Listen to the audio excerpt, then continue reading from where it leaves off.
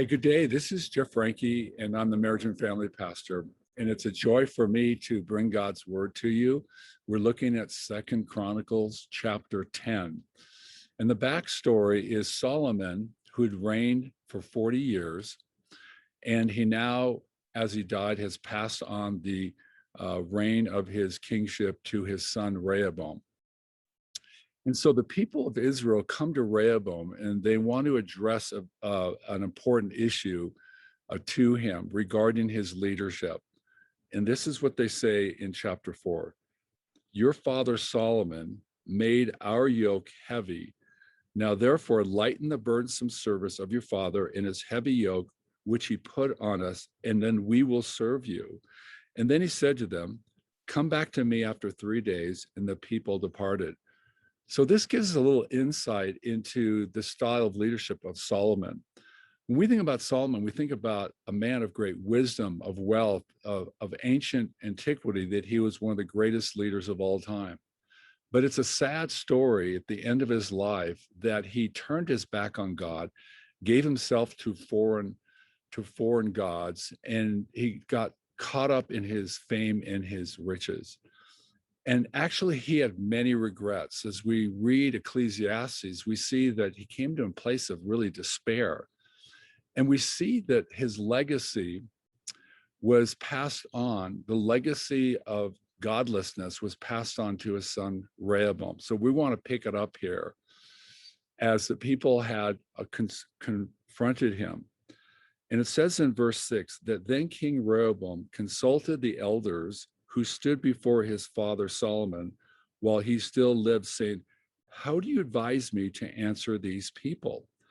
This is really a good insight into godly counsel, is that he went to elders and asked for advice. I want to pause because this is an important question I want to present to you this morning.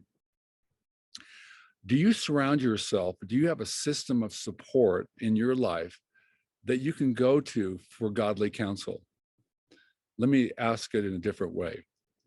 Have you given yourself permission to allow people, maybe close friends, a mentor, or even a group of men or women who you entrust to speak into your life? So we see that Rehoboam was seeking godly counsel. But the question is, did he receive that counsel? Well, let's continue reading. It says, and then they spoke to him saying, if you are kind to these people and honor them and speak good words to them, they will be your servant forever. Now, this is great insight into godly leadership.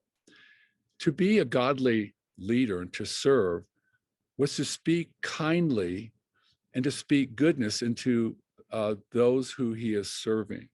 Now, the question is, did Rehoboam follow the advice of these elders? Well, unfortunately, no. It says he rejected the advice which the elders had given him and consulted his friends. So there's a particular phenomenon that's taking place in our culture today, and it's called advice shopping. And we see this going on with Rehoboam.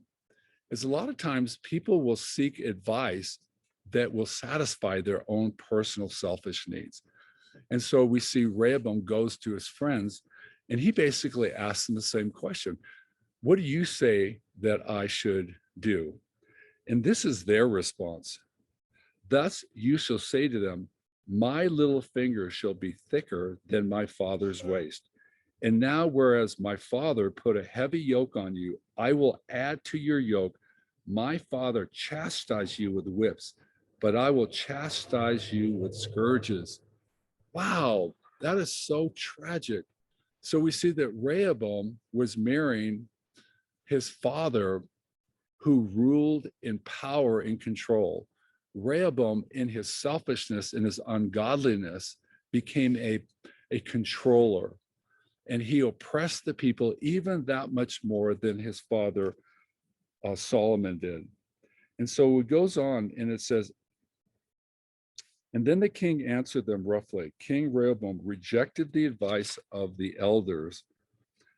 Now, when all Israel saw that the king did not listen to them, The people answered the king, saying, "We have no inheritance in the son of Jesse, every man to his own tent.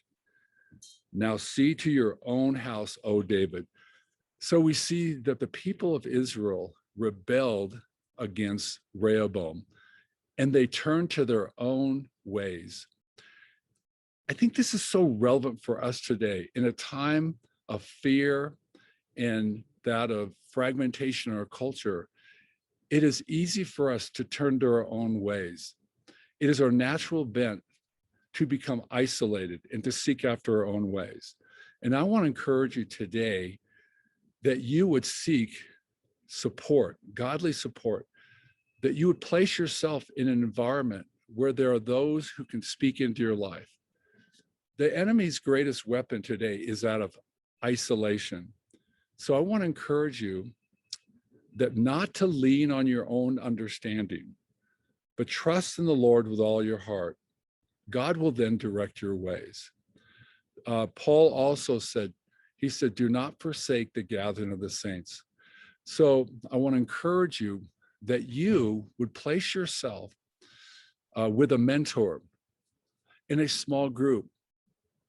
I want to encourage you, if you have never been discipled, to seek someone to disciple you, or maybe that you are in a position of maturity and of that of leadership. There's time for you to seek those who you can invest in and pour your life into. We're living in a time of transition in the church, which God is calling us into that of smallness and connection. So I want to encourage you, God is with you. Seek him first and place yourself in godly counsel. God bless you and have a great day.